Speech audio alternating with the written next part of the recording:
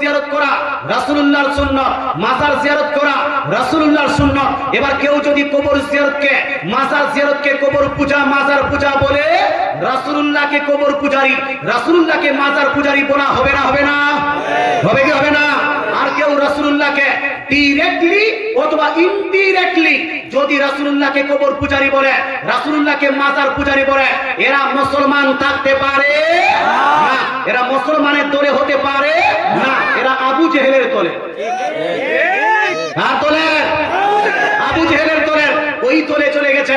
এই জন্য তো টেনে টুনে আবু জেহেলকেও বলছে আবু জেহেল হলো আমাদের মতোই মুসলমান। কথা বোঝা গেল?